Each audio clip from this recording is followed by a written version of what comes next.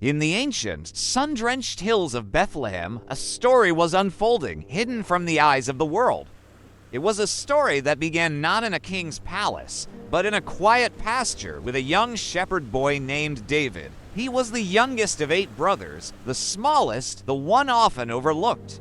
While his older brothers, strong and tall, trained for battle and prepared for lives of significance, David's world was the open sky, the gentle bleating of sheep, and the songs he would sing to God on his simple harp. His days were spent protecting his flock, his nights under a blanket of stars.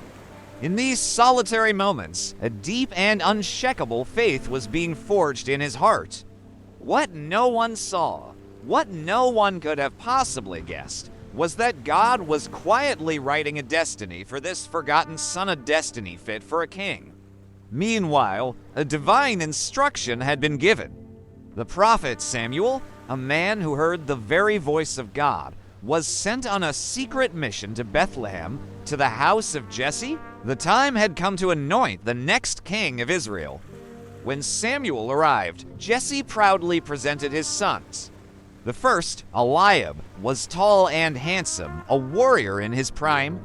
Samuel looked at him and thought, surely, this must be the one. He looks like a king, but the Lord spoke to Samuel's spirit, a lesson that would echo through eternity. Do not look at his appearance or his height, for I have rejected him. The Lord does not see as man sees. Man looks at the outward appearance, but the Lord looks at the heart. One by one, 7 of Jesse's sons passed before the prophet, and one by one, God said, "Not this one." Samuel was perplexed. He turned to Jesse and asked, "Are these all the sons you have?" Jesse hesitated, almost embarrassed. "Well, there is still the youngest," he admitted. "But he's out in the fields tending the sheep. A command was given. Send for him. We will not sit down to eat until he arrives." So a messenger was sent, running to the fields. And soon, David came in, breathless from running, his face flushed from the sun, his shepherd's staff still in his hand. He was just a boy, but there was a light in his eyes. And in that very moment, the Spirit of the Lord spoke clearly to Samuel, "Rise and anoint him." He is the one. Before his stunned father and brothers, Samuel took the horn of oil and poured it over David's head. A sacred anointing. In that humble home, a shepherd boy was chosen by God, consecrated as the future king of Israel. From that day on, the Spirit of the Lord came upon David in power, preparing him for the incredible journey that lay ahead. He returned to his sheep, but he was no longer just a shepherd. He was a king in waiting. Far from the peaceful hills of Bethlehem, a shadow of fear had fallen over Israel.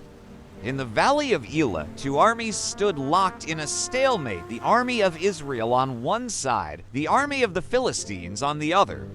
And stepping out from the Philistine ranks each morning and each evening was a terrifying champion, a giant named Goliath. He stood over 9 feet tall, clad in heavy bronze armor, his spear like a weaver's beam.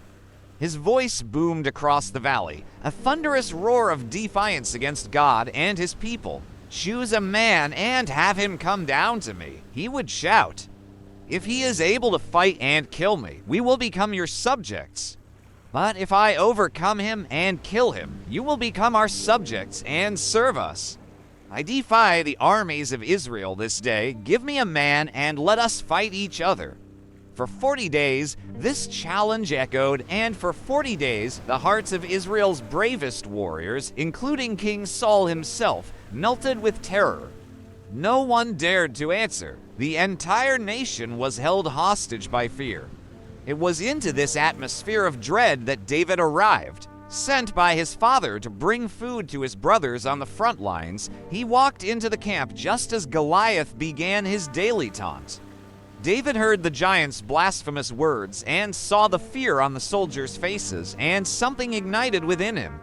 A holy indignation. He couldn't understand it. Who is this uncircumcised Philistine that he should defy the armies of the living God? He asked the men around him. His oldest brother, Eliab, who had been there trembling for weeks, overheard him and grew angry. Why have you come down here?" he sneered. "And with whom did you leave those few sheep in the wilderness? I know how conceited you are and how wicked your heart is. You came down only to watch the battle, but David was not deterred by his brother's scorn." The words of the giant had stirred his shepherd's heart, the same heart that trusted God to protect his flock. David's bold words eventually reached the ears of King Saul. The king summoned the young man, looking down at the boy who was not yet even a soldier. "You are not able to go out against this Philistine and fight him," Saul said with a tone of weary resignation. "You are only a young man, and he has been a warrior from his youth." But David stood firm, his confidence not in himself, but in his God. "Your servant has been keeping his father's sheep," he explained. "When a lion or a bear came and carried off a sheep from the flock, I went after it, struck it, and rescued the sheep from its mouth. When it turned on me, I seized it by its hair, struck it, and killed it. Your servant has killed both the lion and the bear. This uncircumcised Philistine will be like one of them, because he has defied the armies of the living God.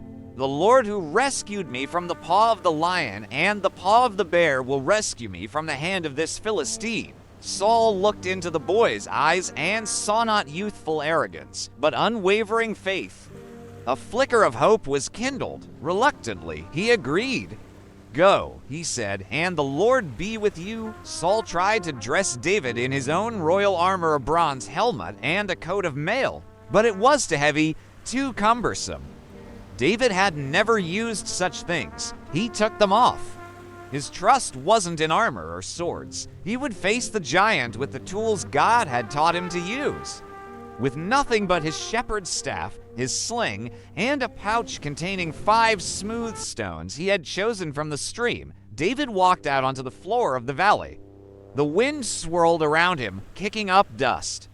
The entire Philistine army watched and then erupted in laughter. Goliath looked down at the approaching boy with utter contempt. "Am I a dog that you come at me with sticks?" he bellowed, cursing David by his gods. "Come here, and I'll give your flesh to the birds and the wild animals." The giant's words were meant to paralyze with fear. But David's faith was bigger than his fear. He shouted back, his voice clear and ringing with divine authority, "You come against me with sword and spear and javelin, but I come against you in the name of the Lord Almighty, the God of the armies of Israel, whom you have defied. This day the Lord will deliver you into my hands, and the whole world will know that there is a God in Israel." Then, the moment of truth, David began to run toward the Philistine line. Goliath lumbered forward to meet him. Reaching into his bag, David took out a stone. He placed it in his sling and began to whirl it, faster and faster, a perfect, practiced motion. He released.